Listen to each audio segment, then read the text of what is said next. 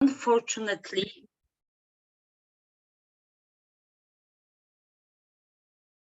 okay,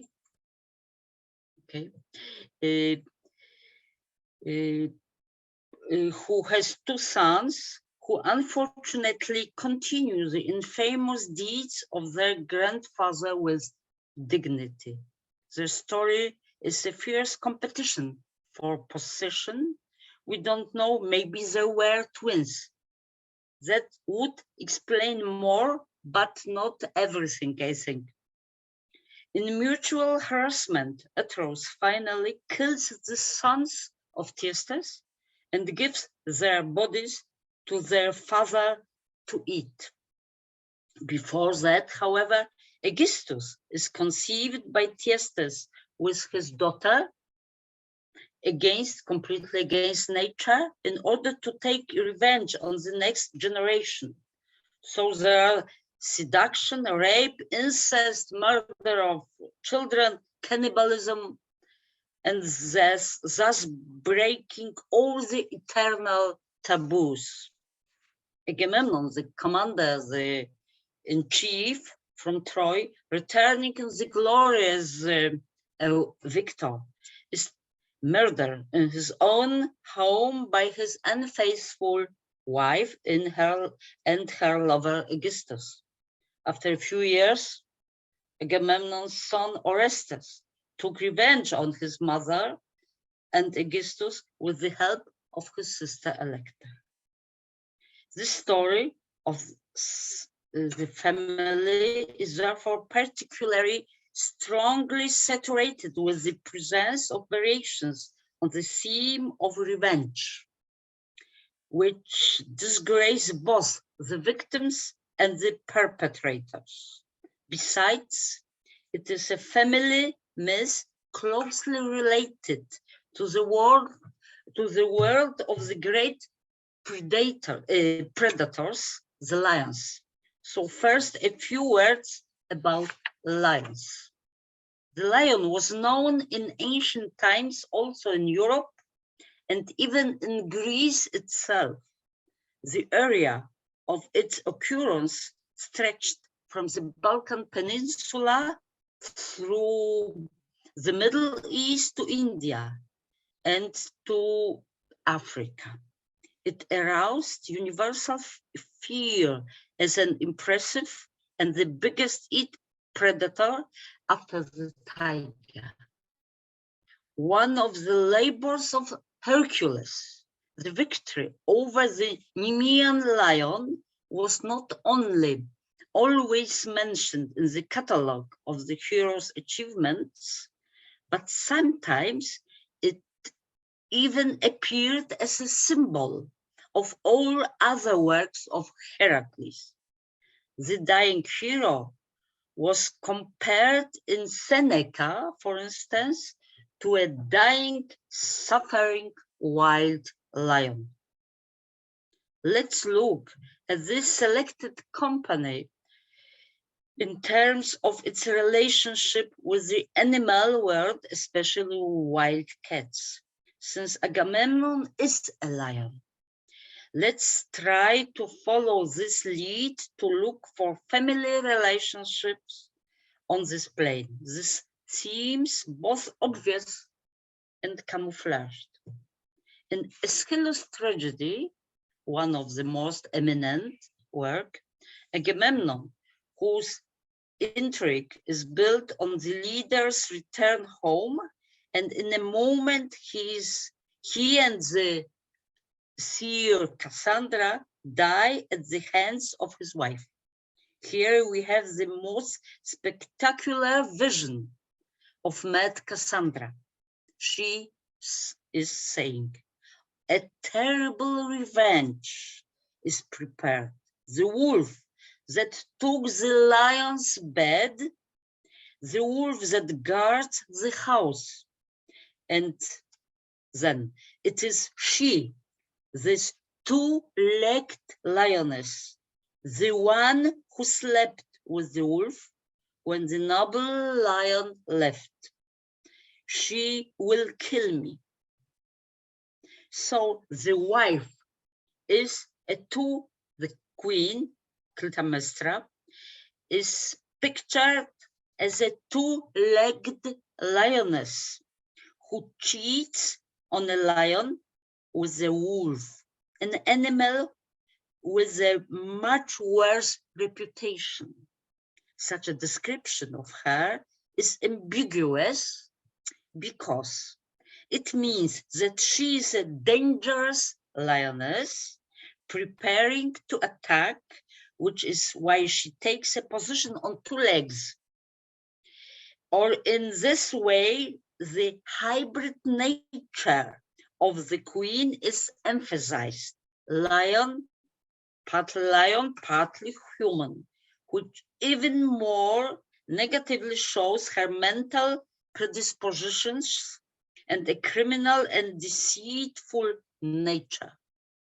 And yet, in the background, we also have a reference to images of wild animal mothers, not uncommon in ancient literature, defending their offspring with all the strength of their love. Because we should remember that Clytemnestra takes revenge because of the death of her daughter, Iphigenia.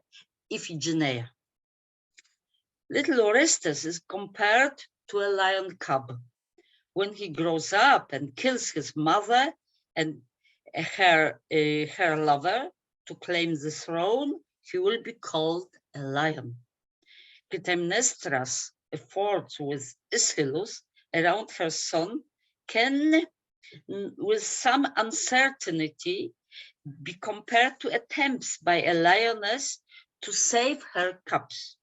This is a special aspect of this animal picture, because males among the lions, males very often tend to be cannibals within their own children. However, I have nothing obvious here. Clytemnestra portrays herself as a faithful wife, so maybe her presentation of her feelings toward her son is manipulation only.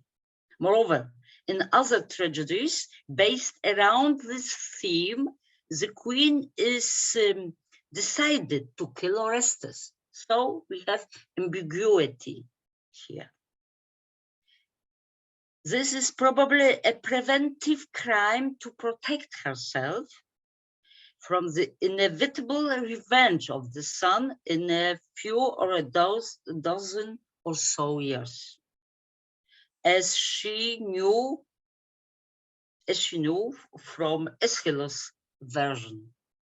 In the statement of the chorus of Aeschylus, there is also a beautiful Helen, Agamemnon's sister-in-law, who is compared to a lion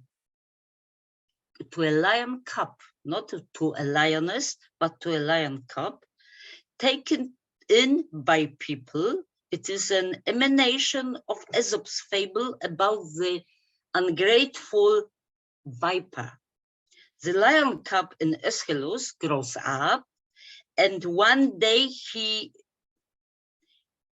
wreaks havoc among his guardians. Such is her nature, dangerous, Helen's nature, dangerous and ungrateful. Iphigenia is completely outside from this group. She is like a lamb, innocent and without any blemish. So she is completely outside of the lion family, connected to him only by blood, but shed by herself. Lions are also extremely in the tradition, or maybe I'm not a biologist, but I wrote that they are extremely sexually aroused. And Agamemnon, in the literary tradition, had many concubines, or so his unfaithful wife sees it. Does she hyperbolize to mitigate her own grave misdeeds? It's hardly to say. In Seneca's vision of Cassandra, we have an animal description of Agamemnon's death. The lioness attacks the lion, and the hyena helps in this. Hyena or wolf, it's not certain. It is a unique ancient scene where a human is so close, in Seneca, is so close to an animal. Agamemnon's wife attacks with fangs. Researchers says that this scene is intentionally unnatural because animals of one kind do not kill each others. However, if we assume that Clytemnestra takes revenge for the death of her daughter, it is not so sure, especially if we know that lions are indeed a child killer. Because with these animals, everything is really different. The role of Augustus is certainly unnatural.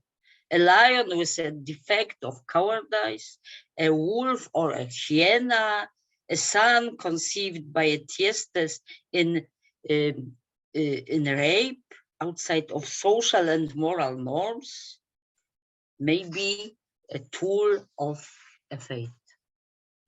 It must not be forgotten that the king of kings, Agamemnon, loses his lion nature at the moment of death, becomes in tragedy of Aeschylus, he becomes a wild boar tossing in the net, or he is a sacrificial bull. It's an ambiguous situation.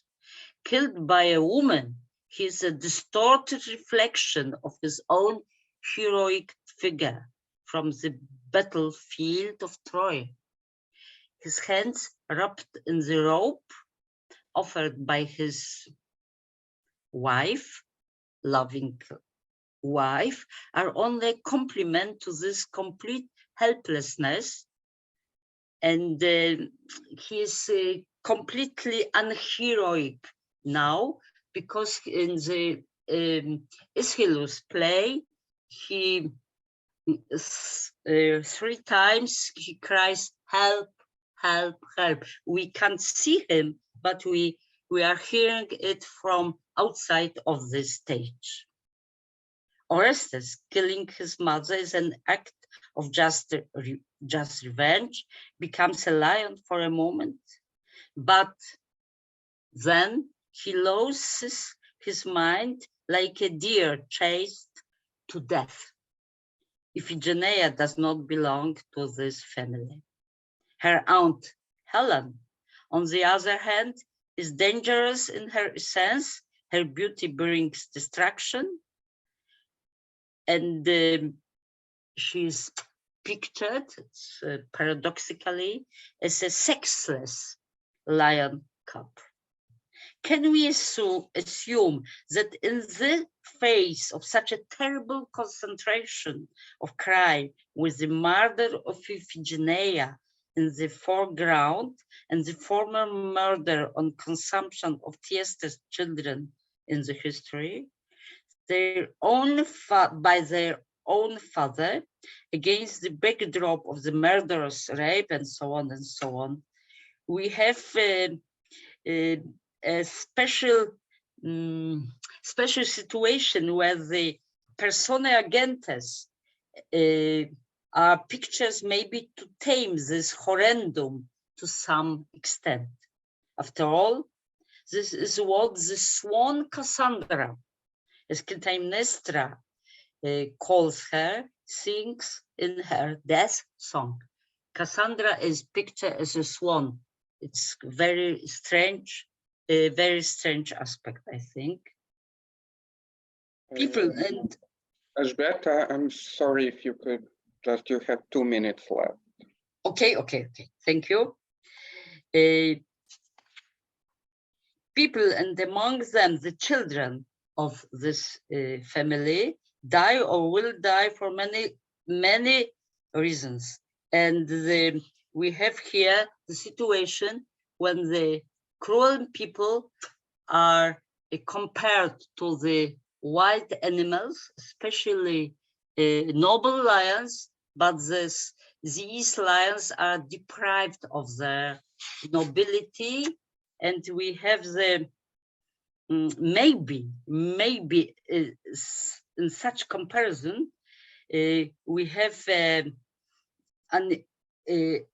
universal story at the same time about because we have maybe something more meaning around this such a banal pathological story, family story. Thank you. Thank you, and sorry for the interruption. So our next speaker is Monika Kluskiewicz from Mickiewicz University from Poland. So Monika, please. Hello, everyone. It's a pleasure and a privilege to be here with you today, and I'm very thankful for that. My paper concerns Latin epic, and I will jump straight into the topic because the time is scarce. So, the epic poem is the oldest and the most universal form of poetry. It was conceived to give people space to talk about topics the most important to them, the things they thought deserved to be praised, imitated, and immortalized. Space studies seem to provide a very refreshing perspective through which we may analyze epic poems. I would like to take a deeper look at what kinds of attitudes towards the environment emerge from Latin literature, with a special focus on Statius' Thebaid. For the context, as researchers have pointed out, the Aeneid by Virgil and the Metamorphoses by Ovid both concern an act of founding a city, one of a successful endeavor, the other of a conquest doomed to fail. In the Aeneid, the eponymous hero flees from the city of Troy and arrives after some adventures in Latium, the place in which Rome is destined to be built. Aeneas and his troops, symbolizing civilization and, in the mind of a Roman reader, a future Roman Empire, not only take control of the enemy's forces, but also conquer the nature by making space for man-made structures, both literal, like buildings, and metaphorical, like ideas of human excellence. In contrast, nature in the Metamorphoses does not yield to its human enemies. In the collection of stories with transformation as the unifying theme, the most common setting is that of a pastoral landscape, or one should say seemingly pastoral. As researchers notice, the illusion of safety and beauty often puts people in danger, as the threat always lurks in the wild. In the Cadmean episode that narrates the legendary beginnings of Thebes, and to which I will return later in my paper, we are presented with a foundation story that does not go as intended, because it finalizes in a city plagued by a fraternal strife, rather than a glorious empire like Rome alluded to in the Aeneid. So with that context, we now arrive at the centerpiece of my paper, that is the Thebaid. Not as well known as the works of Virgil and Ovid I have mentioned, it is nonetheless an important link in a long tradition of Latin epic poems. It was composed in the second half of the 1st century AD by Statius, a poet most well known thanks to his collection of poems called Silvae.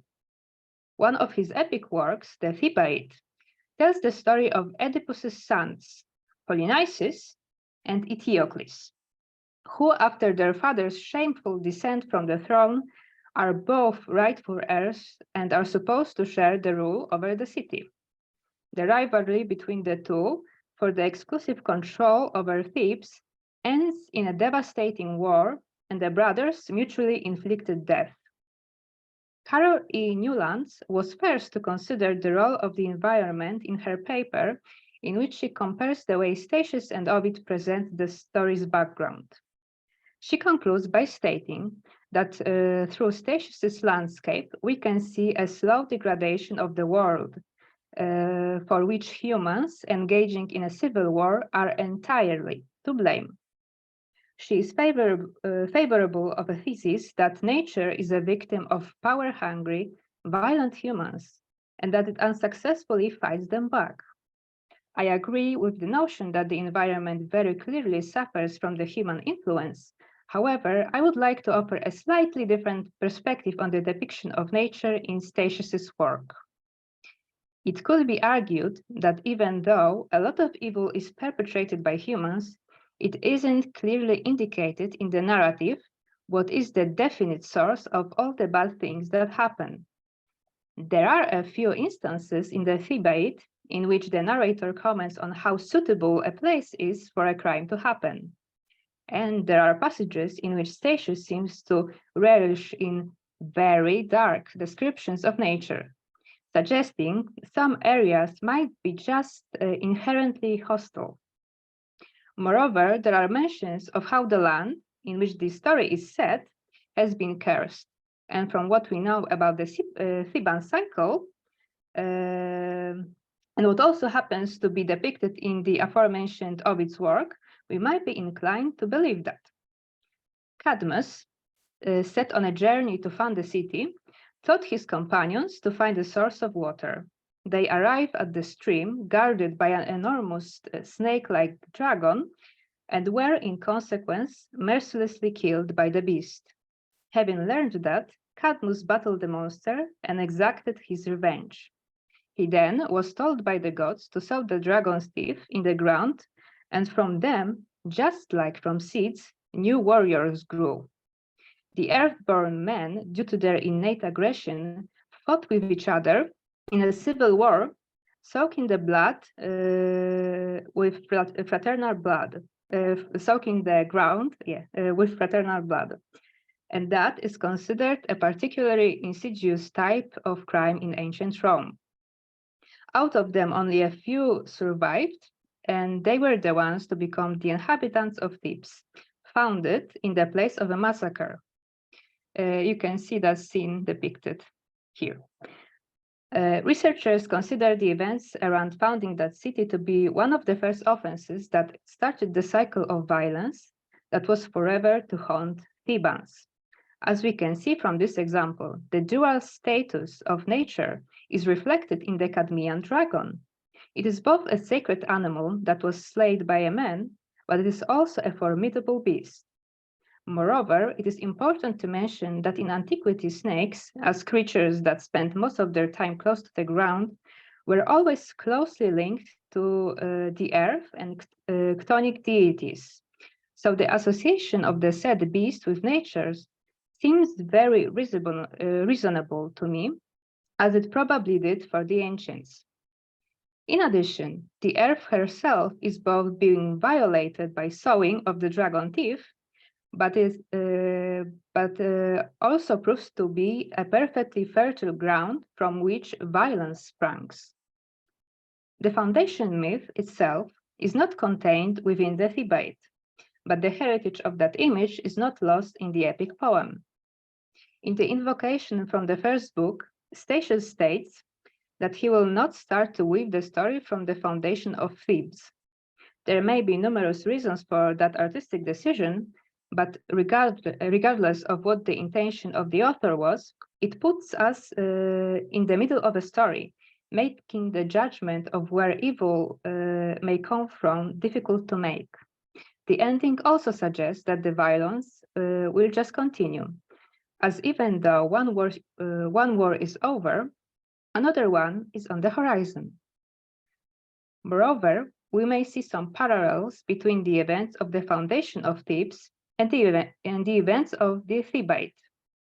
In the Nemean episode, from books 4 to 6, the soldiers, thirsty because of the godsend drought, seek out some kind of water source, and they find it thanks to one woman's help. Here, we see her here. In consequence, though, a child the woman was taking care of is left unattended and then killed by a snake, a sacred animal of the Nemean forest. Newlands argues that because, unlike the Cadmean dragon, the Nemean snake trampled by the child on accident the Nemean snake trampled the child on accident, not with intent. This is a testament to the fact that nature is not the one to blame for the child's death, but humans. In my opinion, the situation is more ambiguous than that. I don't know how much time I have left, but I will now just scroll down to that description in the Thebaid. And if somebody wants to read it more carefully, I will leave that in the chat. The detailed description of the snake that precedes the scene of death is very evocative, and it highlights both the animal's dreadful nature and its link to the gods. Also here and here. The fact that the killing of an innocent child was effortless and entirely incidental does not necessarily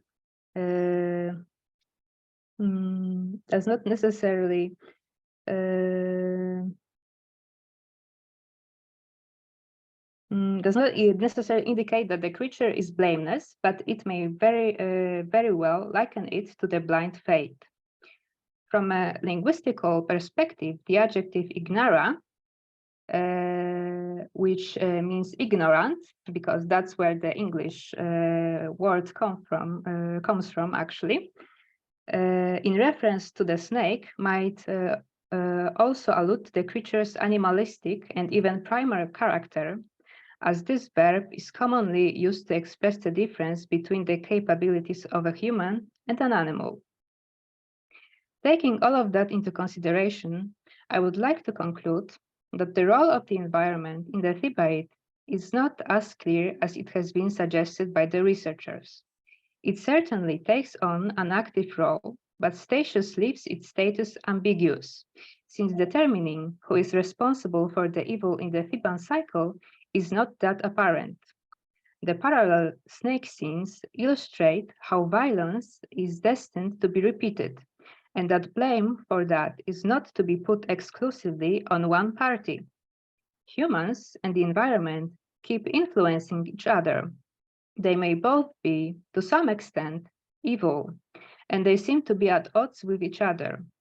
Even though in Thebaid there is no city to be founded, therefore the antagonism may not be as clear as in the epics of Virgil and Ovid, nature still remains a thing to be exploited by humans, and it can cause harm even when unprovoked.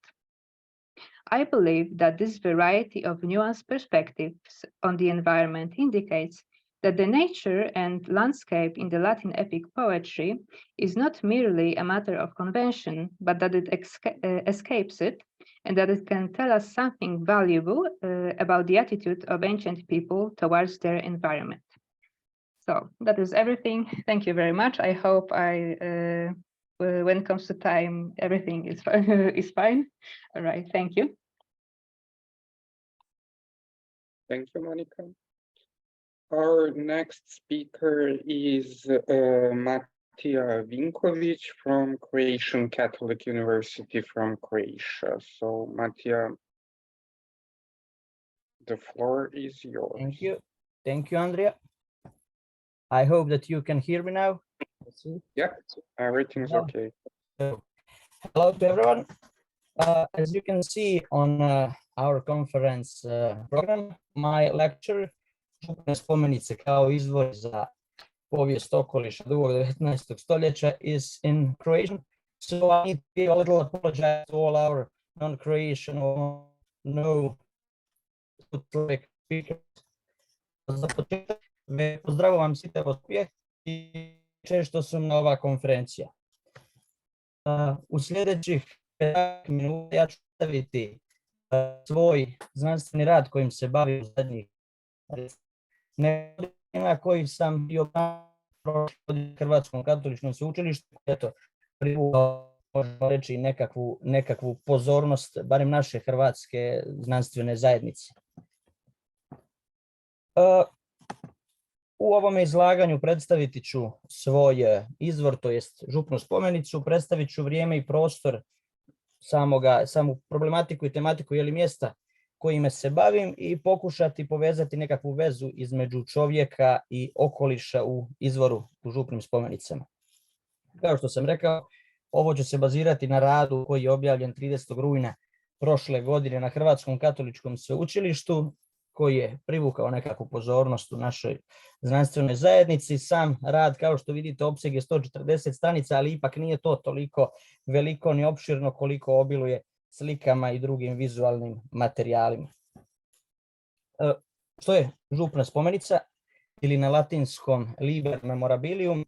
Zapravo radi se o jednom dokumentu koji ishodi iz zaključaka Tridentskog koncila, jedan događaj sredinom 16. stoljeća prilično bitan za katoličku crkvu, u kojem počinje ovaj administrativni proces obrade podataka u katoličkoj crkvi, koji eto se u Hrvatskoj baštini i dan danas, koji je zapravo nalaže da svaka župa, to jest jedna crkvena zajednica u katoličkoj crkvi, mora voditi knjigu pokojnih, to je knjigu mrtvih, knjigu krštenih, knjigu vjenčanih i usput preporučuje vođenje jedne knjige u koju bi se upisivao recimo svaki važniji događaj unutar jedne zajednice, koji se eto naziva župna spomenica. U slučaju Hrvatske države, to jest katoličkih predjela u Hrvatskoj i Bosni i Hercegovini, ovaj proces se ne veže toliko u 16. stoljeće koliko u samo 19.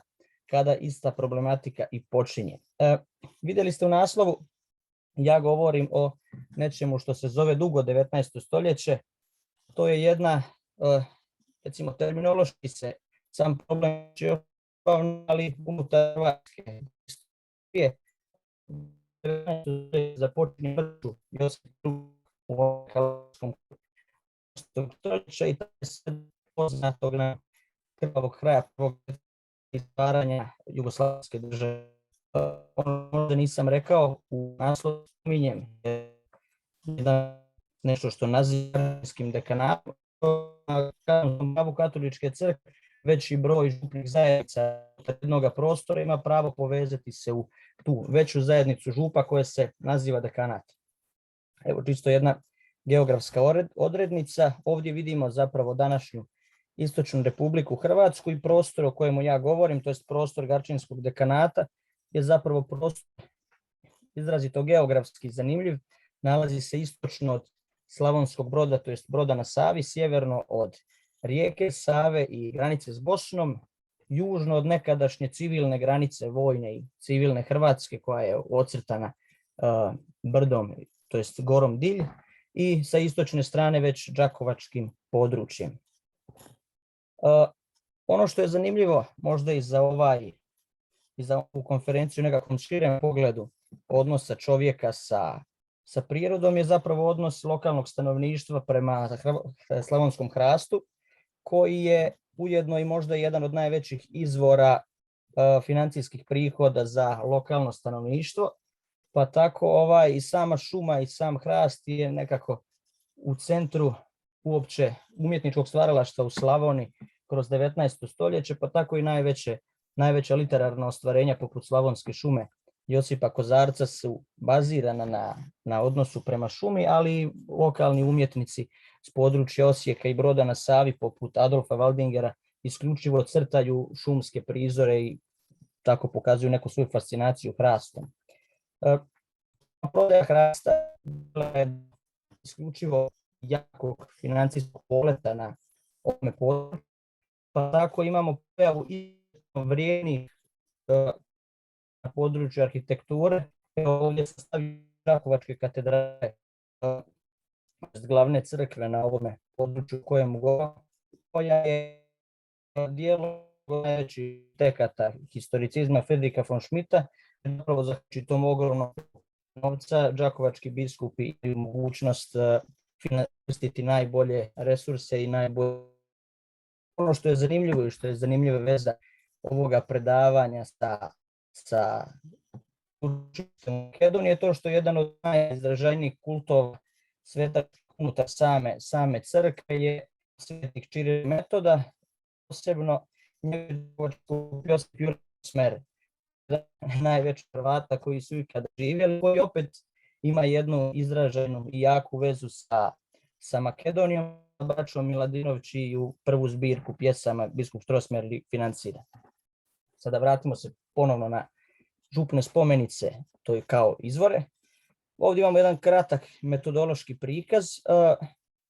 Nakon što sam obišao određene župne urede i od župnika zatražio spomenice, iste spomenice sam transkribirao u programu Word i to je rezultiralo nekih 542 stranice teksta sa oko 300.000 znakova s razmacima, nakon čega je uslijedio sam rad na izvorima. Uz pomoću jednog toga kompleksnog izvora, to jest župnih spomenica, pokušao sam napraviti rekonstrukciju slavonskog sela i društva u 19. stoljeću i rekonstrukciju po možda i Ginsburgovim idejama mikrokozmosa katoličkih svećenika, pa onda iz toga izvući nekakve ideje poput odnosa prema arhitekturi, urbanizmu, stanovništvu, društvenoj svakodnevici, čovjeku i okolišu i tako dalje. Ono što nas danas zanima je zapravo odnos čovjeka i prirode u jednome takvom dokumentu i pomoću jednog načina analize tematskih cjelina u ovome dijelu ja sam napravio jedan tortni grafikon po kojemu možemo vidjeti koliko se zapravo piše o kojemu fenomenu unutar župnih spomenica, tako da eto ovaj odnos čovjeka i prirode je otprilike nekih 15% od ukupnoga recimo teksta u tome dijelu. S obzirom da se radi o izrazito velikom i opširnom izvoru, ja ću sada prikazati samo nekoliko vrijednih primjera pomoću kojih možemo župnu spomenicu koja je zapravo u potpunosti, možemo reći, zapostavljena u hrvatskoj historiografiji koristiti kao izvor za proučavanje povijesti okoliša i odnosa čovjeka s prirodom. Prvi primjer je župna spomenica sela Klakar koja se nalazi neposredno na obalama rijeke Save. Autor Martin plemeniti Kirchmayer u spomenicu vodi nekih 20 godina od 1900 te do perioda poslije Prvog svjetskog rata i ono što je zanimljivo između ostaloga, veličasni Kirchmayer tu prati vremenske prilike, prati prinose s naglaskom na određene agrume i proizvode u poljoprivredi, prati stanje u odnosu na stočarstvo, kako narod živi zapravo sa tom stokom, koji su problemi sa tim životinjama. Ono što je izrazito zanimljivo i što pripremam sada jedan članak je zapravo praćenje naglih promjena vodostaja rijeke Save. Sama Sava je zapravo izvor svih prirodnih dobara koje narod dobiva, jer na kraju krajeva i sama polja su u neposrednoj blizini Save i nadvodnjavaju se istom vodom. I opet jedan zanimljiv fenomen je praćenje potrošnje slame, sjena i drveta za ogrjev. Jedan kratak primjer, možda stvaranje slike toga slavonskog svećenika u 19. stoljeću je prikaz Martina Kirchmayera koji navodi kako je 1901. dao iskrčiti neke lošije šljive u svome voćnjaku i zasadio 100 komada šljiva u proljeće, ali eto, nažalost, velik broj tih šljiva se nije primio. Ono što nam opet pomaže i možda nekakve veze sa lokalnom ekonomijom, što u ovakvim dokumentima često vidimo i nekakav odnos cijena određenih proizvoda sa tadašnjim financijskim sistemom, to jest koliko je nešto koštalo. Sam poljoprivredni život župne u dobroj mjeri je povezan s jednim drugim možemo više reći etnološki fenomen, to su kućne zadruge, o kojima sam čak pronašao jedan nevjerojatan podatak da je veliki sir Arthur Evans jedan trenutak boravio u ovome kraju Hrvatske i pisao istome. Zašto govorim o tome? Zato što čitajući odnose tih samih svećenika prema prirodi i okolišu, vidimo kako se njihov poljoprivredni život nije u velikom broju razlikovao od praksa koje postoji kod lokalnog stanovništva. Pa tako je to jedan opet možda zanimljivi prikaz prinosa šljive, jer veličasni Kirchmeier prati kada šljive, prati cvat šljiva, prati prinos, opet piše koliko se nečega prodalo i kako je na kraju prošla sama godina. Spominjao sam i mijene rijeke Save. Zanimljivo je kako u određenim, danas se često javljaju pitanja o mijenama rijeke Save u suvremenom periodu. Evo danas imamo sličan problem sa poplavama u cijeloj kontinentalnoj Hrvatskoj, pa zapravo vidimo da je sličan problem, ne toliko često, ali da je ipak postojao i prije nekih 100-tinjak godina. Isto zbog nekakve predodžbe ovdje stavljam kako izgleda originalni tekst spomenice župe u Klakaru i kako izgleda transkript koji sam ja radio, nažalost više od pola godine za sve ove spomenute spomenice. Na brzinu ćemo proći još preostala dva primjera, poput primjera navoda o bolestima i epidemijama u župama Garčin i Trnjani, gdje imamo zanimljive navode o pojavama zaraznih bolesti koje često župnici empirijski vide, pa onda opisuju načine na koji su sami doživjeli pojedinu bolest ili epidemiju. I zanimljivo je da u prevencijama tih istih bolesti sudjeluju župnici, jer upravo oni dobivaju upute od državnih vlasti koje prilikom svetih misa, to jest nakon katoličke liturgije, objašnjavaju lokalnom stanovništvu. Pa sam onda naveo kratku jednu očnoj bolesti. I zanimljivo je da je ovaj zapravo sličan jednotkom bolesti takoma u medicinskom 1800. godine. Također zanimljivo je španjolskoj gripi, gdje prvo svećenici izražavaju tu dramatičnost cijeloga procesa, gdje kaže kako su se zapravo po cijele dane sahranjivali mrtvaci i da župnik nije imao vremena ni napustiti groblje, već bi netko novi umro koga bi bilo potrebno sahraniti na tome groblju.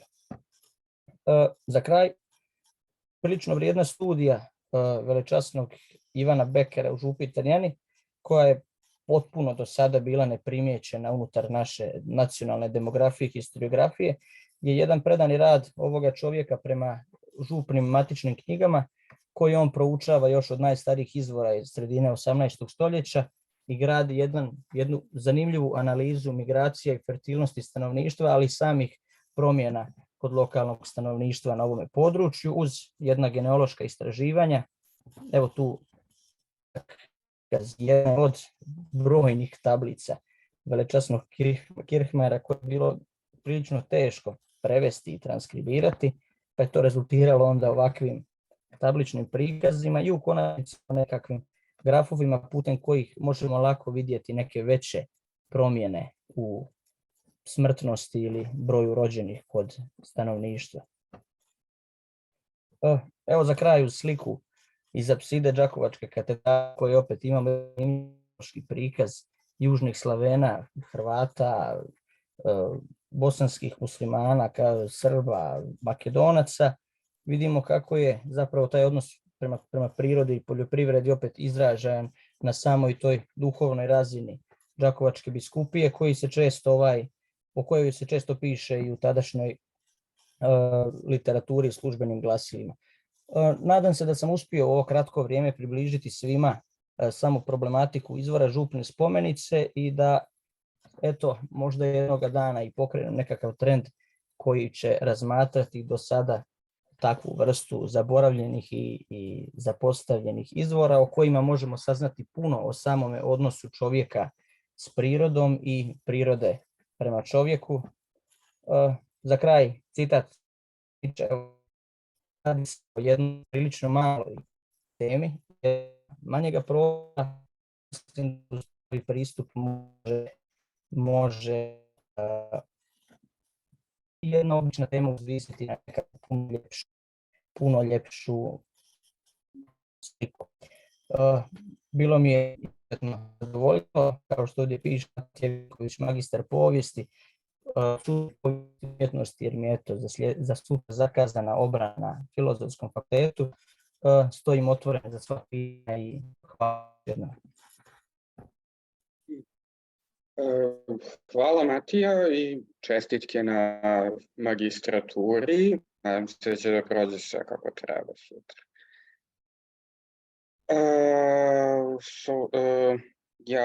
I'm going to continue in English now. So our next speaker is Jasminka Pilickova from our host from the Institute for Folklore, Marko Cepenkov.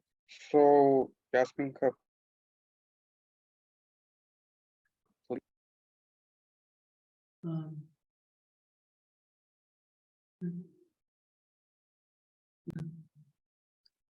I'm sorry, the tone changing. Yeah.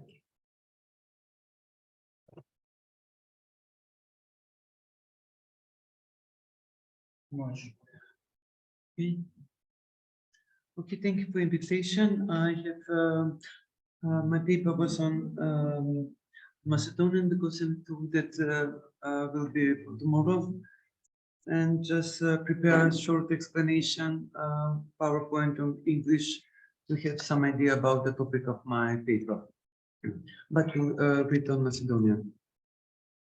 It's about the anthropocentrism of the tree, Arbor Mundi and Apis Mundi. Okay.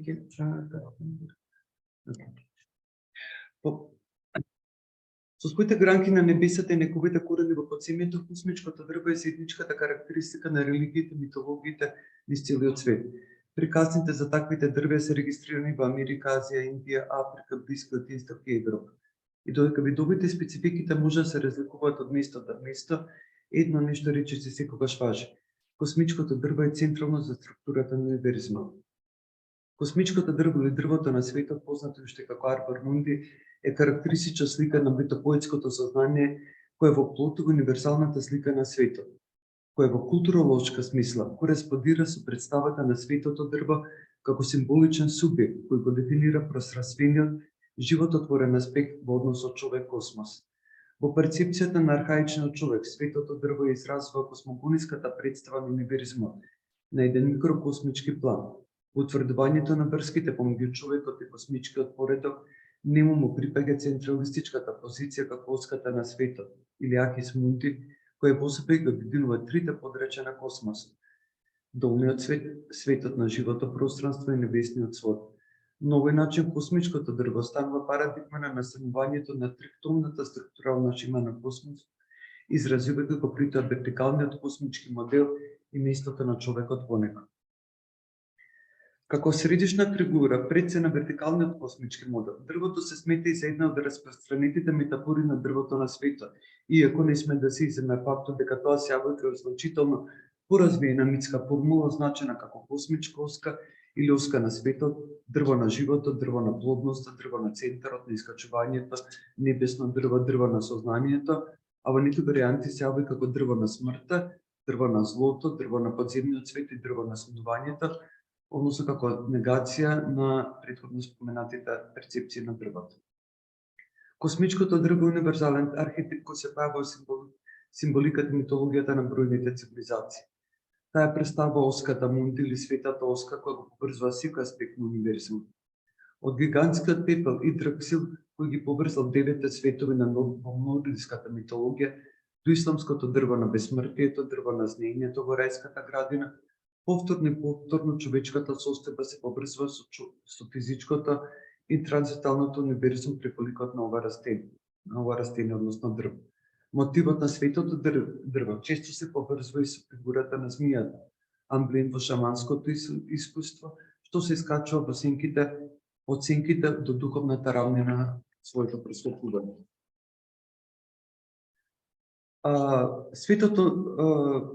Светото норвегиско дрво и драсил е класична археолошка студија за дрвото на жудето и можеби едно од најпознатите. Тоа е космичко дрво par excellence. Во прозните и во поетската Еда од 13-тиот век Издраксил стои во апсолутниот центар на нордискиот космос. Неговите корени ги поврзуваат 9 светови, а со тоа него го чуваат трите нордни. Ур, Вердан и Скул, мокнеженски фигури, кои на некој начин одговараат со трите Мојри или Ананке во античката митологија или на речниците во македонскиот фолклор и воопшто балканскиот фолклор. Кои го наведнуваат од магичниот бунар Ур. Најверојатно најпознатата приказна поврзана со изразил се однесува на Один, кој за да стегне мудроста на руните на планетоца на нордите бил обесен опаку на дрвото. Што вели поимата 9 долги ноќи ранет со копје на тоа дрво на кој човекот знае каде му истекуваат корењата.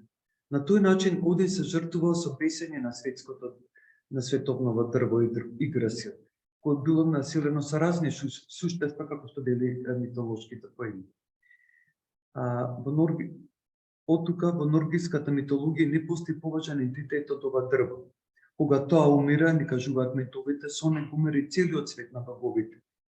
Речиси секој нордиски текст го споменува Игдрасил нагласува дека дрвото не е само свето, тука е смртно и дека има голема потреба од сочувство и заштита. Затоа Один во поетската Еда вели дека Игдрасил трпи агонија, повеќе отколку што знаат луѓето. Елен го грицка горе, но од неговата страна се распаѓа, а Нидропол, злонамерната змеја или змеј, го раскинува одоздол. На друго место во Еда е кажано дека безброј опасни змеи се лискаат во Игдрасил. Вевериците постојано го идат горе-доле, носејќи вести и глинкупам иде од трите петличи што пеење го сигнализира Рагнакол, самракот на боговите, се гнезди во горната крошна на Игдрасил како стражар. Древното потекло на Игдрасил е мистериозно. Англискиот научник Хилда Елис Дейвисон веродостојно е предложил низината митологија развиена на древните североазијски шамански традиции, според кој се сметало дека дрвото што се издигнува низ центарот на цветот делува како некаква скала за да се спусти во подземниот свет или да се искачи на небо. Таквиот концепт е познат и во многу други култури, во унгарското еги-ега, обетската индиска смоква, светот дрво смоква, наречена ашвата, за која што Кришна во Упанишидите вели дека нема почеток и крај, до неговиот будистички потоци Буди, од кој Гаутама достигнал просветнување. Секако традицијата на светните дрва има трајна улога во митологиите и во фолклорот на речиси сите народи. Доколку навлеземе во почетоците некои историски на постоењето на ова дрво, ќе треба да спомнеме дека тоа е една од најдревните пројави на светото дрво кој проногима во вавилонско-асирската култура, во релипите кои потекнуваат од 12-тиот век пред новата ера, каде што мотивот на дрвото најчесто бил прикажан во реалистички вид, а подоцна веќе го имал формата на фениксова палма. Иконографијата на оваа палма со одредени трансформација среќаваме во персиската, египетската, егејско-миноската, хеленистичката, римската, коптската уметност, а подоцна развиени во византиската и римокатоличката христијанска уметност.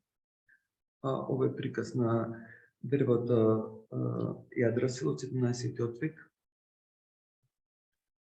Станува збор за космичкото дрво. Во земјите од Блискиот Исток и во Северна Африка, Феникија, Месопотамија и Египет, оваа палма се јавува како символ на човечката стројност, додека пак во грчко-римскиот свет на пропорцијалност и грациозност. Во персиската уметност мотивот на дрвото се јавува и некако реалистичен мотив, туку као свој презентализма, кој подоцна се модифицира во стилизирано дрво или цвет, од чишто страни симетрично се поставени лавови, грифони или птици. Овој тип имаме најмногу варијации застапени во хеленистичката, коптската и подоцна византиската иконографија, каде мотивот на дрвото најчесто е прикажан во форма на тенко високо стебло со крошна со две конфронтирани птици, најчесто два палми поставени страночни, околу централниот мотив. Неговата варијанта ќе представуваат сцените од лов на цвероби со бакјонаника, односно садот со цвеќиња, со конфронтирани птици или животни, карактеристични за подоцнешната хеленистичка и христијанска уметност, кога доаѓа до постепена замена на древните обраци со нова. Исто така сакам да посочам кога ви зборам за за палмата, дека таа е еден од символите на Исус кога влегува во Иерусалим. Тука гледаме преземање на световноста на ова дрво како еден од неговите символи, кој што тој како символ на мирот и на сето тоа што тој го представува. Символичката слика на дрвото, која северните Словени го поистоветувале со нивната света бреза наместо ориенталната палма, продолжи да се наслојува во везовите на балканските земји и со посредство на Византија. Според тврдењето на чешкиот археолог Нидерле, византиските источно-сасанитските ткајнини проникнале кај словените како производи од 8 век, според кои што балканските словени ги разменувале со грчките пленици за свилени оброк. Исто така во прилог на овој став Нидерле сведочи за трговијата со робови која се одвивала во периодот меѓу 3-тиот и 6-тиот и 13-тиот век и која довела исто така до размена на не само на робови, односно и дадени културни и културолошки влијанија помеѓу нив.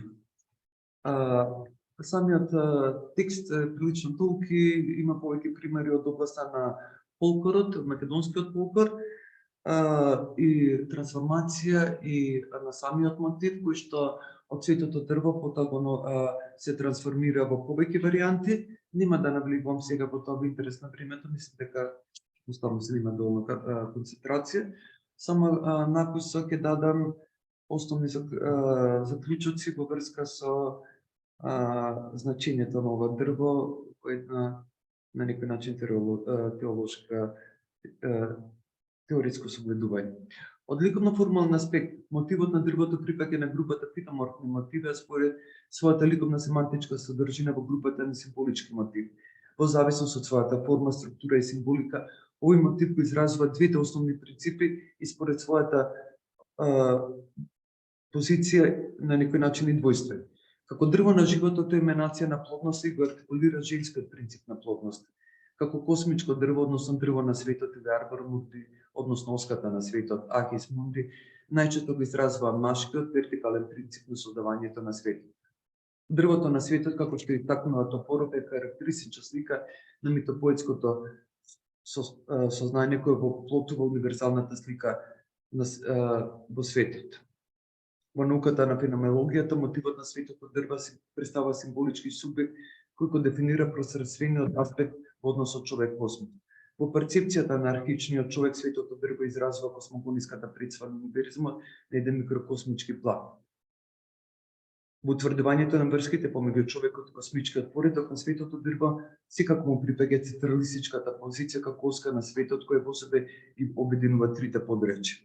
Како средишна фигура пред на вертикалниот космички модел, дрвото се смета и за еден од најраспространетите метафори за дрвото на светот. Символизмот на дрвото, на ова дрво, се содржани многу религиозни идеи. Од една страна тој го представува универзумот во неговата циклична фаза, непресушен извор на космичкиот живот и светост, бидејќи центарот е соберно место на небеската светост. А од друга страна, тој го символизира небото или планетарните неба. Во многу архаични митови, тој изразива самата сакралност на светот, поврзан со идејата создавање, плодност и инициација, а во крајна инстанција со идејата на апсолутната стварност и бесмртност, извор на животот и господар на судбината.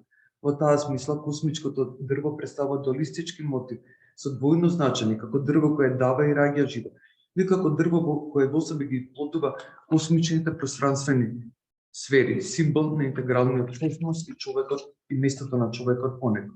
И во двата случаи тоа содржи одредени символи кои го дефинираат и потенцираат неговиот карактер, честопато збогатени со многу митски двојници или комплементарни символи, како жена, извор, млеко, живот, плодови и така натаму. Во прилог на текстот има повеќе анализи и толкувања од областа на шаманистичките верувања, ама не знам колку време одзема, така да може би тоа во текстот. Накусо во презентацијата има повеќе исто така треба да се спомне и толкувањето на Јунг во однос на дрвото како дрво на животот, односно дрво на животот или дрво на спознанието, кој што тој го поистоветува со филозофското дрво. Има доста работено на него секако. Ова се првиот приказ на некој начин на светото дрво, поврзано е со културата на Вавилон, датирано негде од 12.000 години пред новата ера. Ова се примерите на коптската, византиската и подоцна византиската текстил, или област која што таа во суштина ја работа. Ова е еден од примерите на македонските весови, дел од македонски од весот за женска Мара Мандарапна, каде што многу интересно се гледа тројниот аспект, три дрва вплотени во едно, со крстот кој што е вертикално поставен и забоден во земјата, и верувам според некои мои толкувања представува е поврзан со светиот коитус, со ритуалите на светиот коитус кој се практикувала во Македонија и воопшто во словенскиот ареал, но не само таму. И мислам дека представува еден добар символ на секупноста и се опатноста на овој символ, кој што исто така во даден контекст се поврзува со крстот, но не само крстот како христијански символ, туку како оскар на светот. И неговата антропоцентричност на местото на човекот во однос на космосот. Во тој контекст тие се кореспондираат на дадено символичко ниво. Овде во текстот исто така имам повеќе примери од македонски везови и килими, каде што го препознаваме овој мотив и кој што има прилично комплексна символика, кој што на некој начин се поврзува и со символиката и со нарациите на некои многу подребни, како во нордиската, така и во кај шаманите, односно со исто и така со змијата, која што најчесто седи во коренот на ова дрво, и уште неколку други примери. Исто така има во еден македонските клими го имаме мотивот на дрвото со сонце на врвот, кој што го представува сонцето како соларна елемент кој што е над сите и владае и на ова космичко дрво. Мислам дека тоа би било се за подробно на неето. Just minutes. Okay. This is just transformation of that sacred tree. Thank you very much. Yes.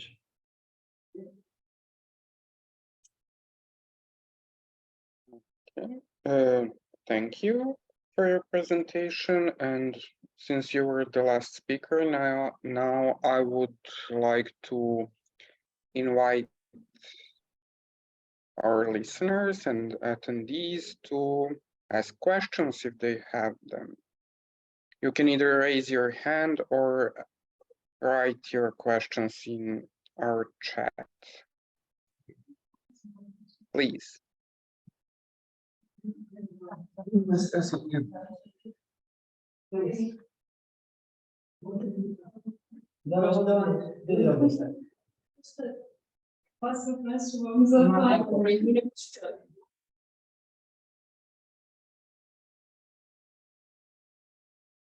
Hi, I would like to ask the previous presenter a question about the holy tree and its connection to the Moiras and fate.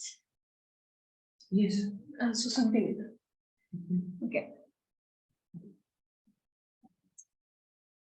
Yes, the tree is connected directly with the mythology of the Nordic tree, as I mentioned, and in another mythology connected with the holy tree. We didn't meet this narrative so precisely, so open, but anyway, it's also one of the proofs that the cosmic tree or the holy tree. It's a holy tree in the Christianity, but in the Christianity we always have the element of the snake, and which is also in the Nordic mythology. And it's also, I admit that snake, it's not just here, it's also connected with the myth of Hyperborea, and even in some carpets, traditional carpets with that element of the tree. So it's obviously, it's very ancient motif. And all those elements, even with Moiras, or the snake, or all other elements which we meet in different culture, different folklore narratives, or so on, it speaks about one very ancient motif, which is in some way universal for all cultures. For example, in the folklore of some shamanistic culture in the north, in the Siberia, they believe that usually there is a picture of the tree with the birds up, and there is also in the folklore that kind of motifs. And by their believings, the birds present the soil of the unborn children. And for example, in another culture, and also in the birds, always in some way a messenger of the gods. Even in Christianity, they keep it that symbolism also with most presently to the Holy Spirit, for example. But it's interesting because no matter of transformation and variation and very different narratives in some way, the symbolism of the holy tree, it's universal, and it's very sacred for all cultures, and it's a subject, it's eternal subject of investigation and researching, and one of my favorite subjects also. Thank you very much.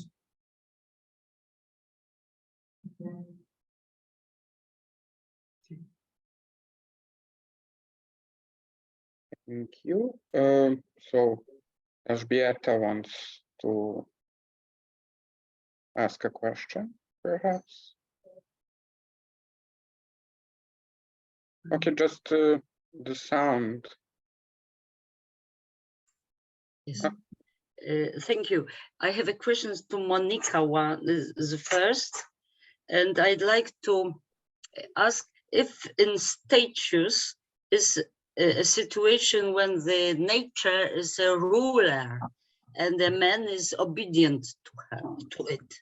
Is it possible in his epic poem?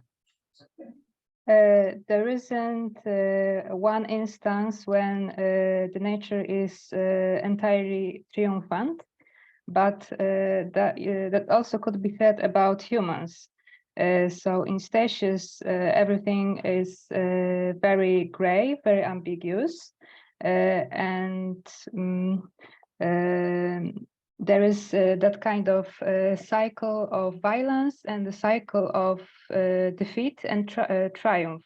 So just every situation can be reversed. There isn't one example that could be that I would consider to be a definite triumph of nature.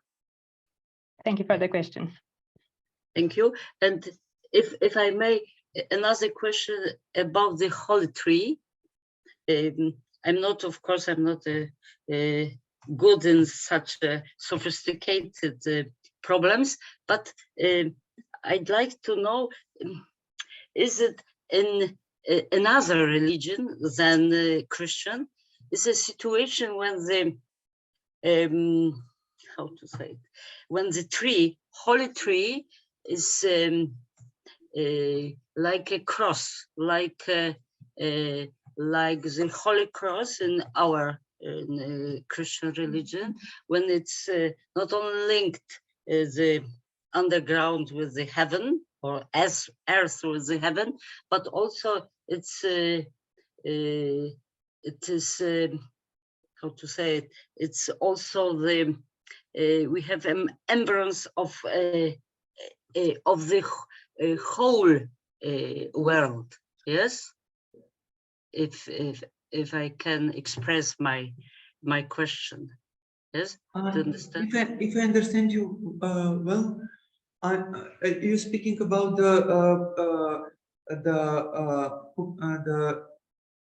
I couldn't say maybe unity, but correspondence between the cross and the tree and the symbiosis.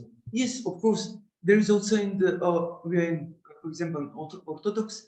I have in the presentation I have one picture of that kind of tree, and they on some way on symbolical level they correspond definitely, and we have so many examples. Even here also in the bravery, when we should follow the process of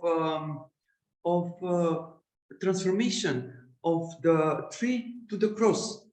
We have that in the folklore here, especially because I work in the traditional textile and ornaments, and it's so clear that can be observed, and not just in the traditional textile, also in the churches, in some reliefs or other things. So definitely the cross correspondent with the holy tree. It's no doubts in that. And very often it's we are speaking about the cross with the floral or with the vegetable elements. And one of the example was exactly that. We have the cross above the arch, the heavenly arch, and down it's a lot of floral elements. So on some way, cross symbolizing the holy tree, especially in Christianity. Yeah, I think so. Thank you. Thank you. Thank you very much.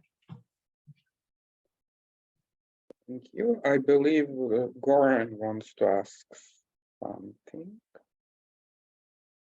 Yes, indeed. I actually have two questions, one for Matija, one for Monika. So maybe first for Matija. So Matija, could you, I will ask in English, I hope it's not a problem, I predict it's no.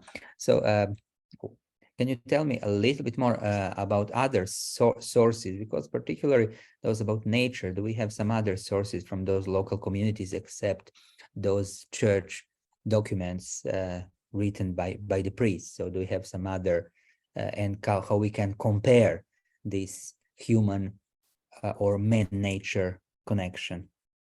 Thank you. And for, should I ask immediately two or? Okay, then I will ask, so then mute. And for Monika, just the question is, could you please a little bit explain me, you mentioned in the beginning of your presentation the idea of controlling the nature for Romans. Can you tell me a little bit more about this concept? Why you use the term controlling the nature by Romans? Oh, thank you. Thank you on your question, Goran. So there are plenty of other sources. I would like to mention something like traveling documents and reports that we could find near some very famous person. As I mentioned, the great archaeologist Sir Arthur Evans. He also visited broad area and he reported special connection between nature and the local people. Also, famous Russian Slavist Strazigovsky also reported the connection between local people and the area. But also there is something very interesting if we are talking about early 19th century. We are talking about part of the Austria-Hungarian and the Habsburg monarchy that is far away from the center of the power, that it's far away from Vienna and Budapest. So a lot of people from the government and from the military society are coming to Slavonian forests, and they are writing very interesting reports about the connections of the Croatian, especially Slavonian oak, and about the connection between nature and swamps and even with the waters in that area. So that's the two, for me, two most interesting sources in this topic.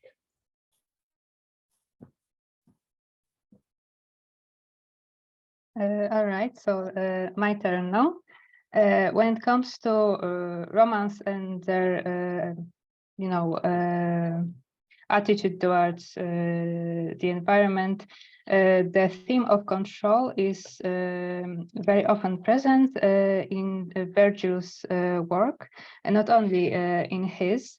Because there was this concept that this is Romans' contribution, to the world, that they are the ones that tame the nature, that they take control, that that is the measure of their humanity, and there was this. This need to kind of rise above nature. We can kind of see that with Stoics. They also, because Stoicism was a philosophical school, very favored by Romans, and they also kind of had that need of controlling one's urges, one's nature. So we can see that reflected in Virgil's work. And also it's important also to mention that it's also, we need to look at it at the context of the times, because, this Virgil wrote in the times of Octavian August. And he also what Virgil wrote about Rome, about things like that, also reflect Augustine ideas, and he also kind of, by his by the monuments he built and by the things he did, he also kind of represented that kind of control over nature, the kind of things like that. I hope I answered your question. Okay, thank you very much.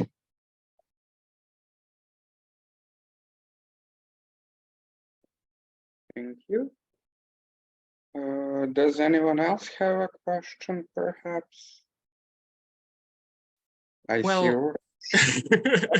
I have just one tiny question to Matija. I'm interested in Josip Kozaric's work. So probably, I'm not sure about it, so therefore I'm asking you. Maybe we can connect his work with nature writing and with perhaps, I don't know, American transcendentalism, Thoreau's Walden, and so on, because he's such an inspirative author in that context. And as Goran asked you about different resources for your research, I think that maybe, even though you're a historian, I understood that, but maybe we can also think about literary works in that historical context. So they can be also a great source of knowledge about environmental history. For instance, Icelandic sagas can be incredibly useful for reconstructing historical ecosystems. So I'm interested in your thoughts about it. Thank you on your question, Uroš. So when we are talking about Kozaric's surname in Croatian literature, I need to say there are more than one people. We have Ivan Kozarac and Josip Kozarac. So they were some connected in some family relations, but both of them are connected with the Croatian everyday life, especially Slavonian everyday life during the 19th century.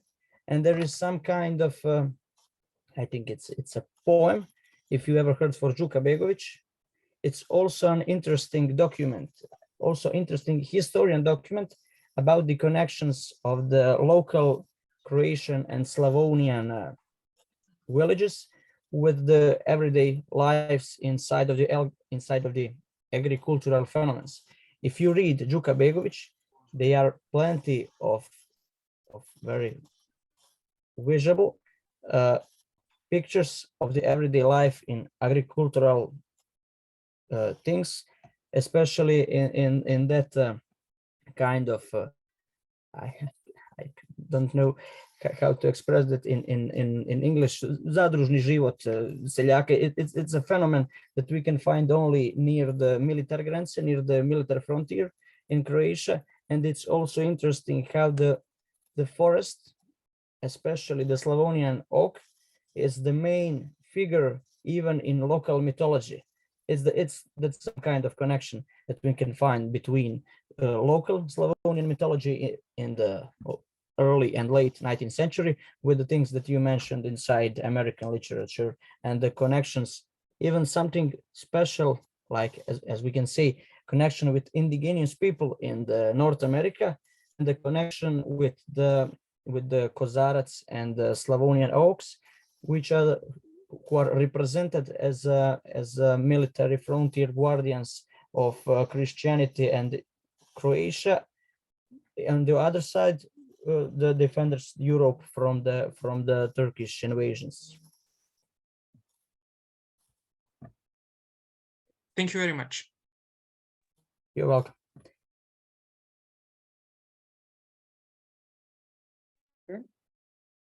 Anyone else, perhaps?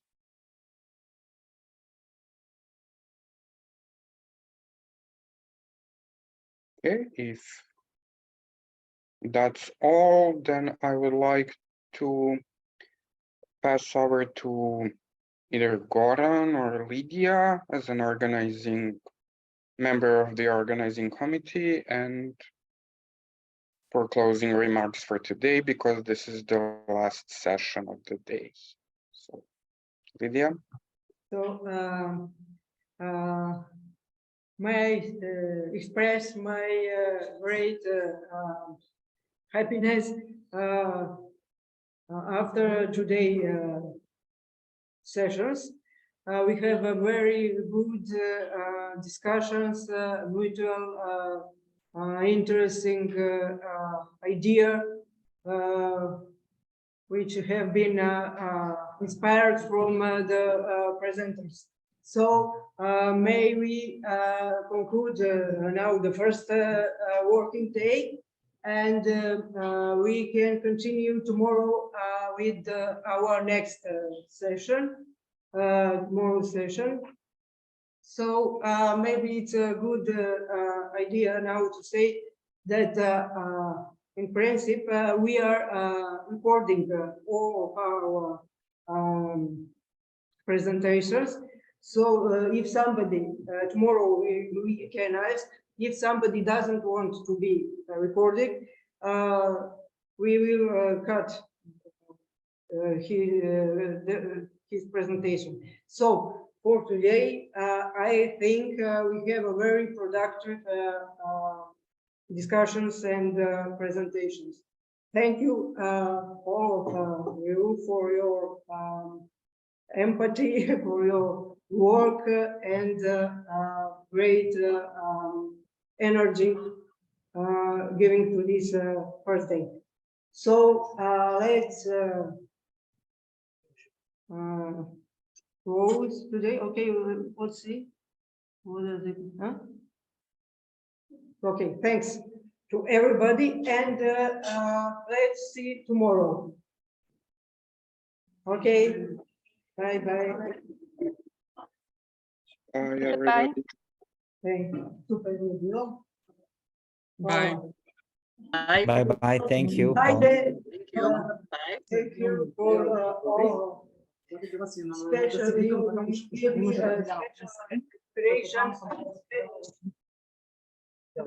especially of the festival of the TS.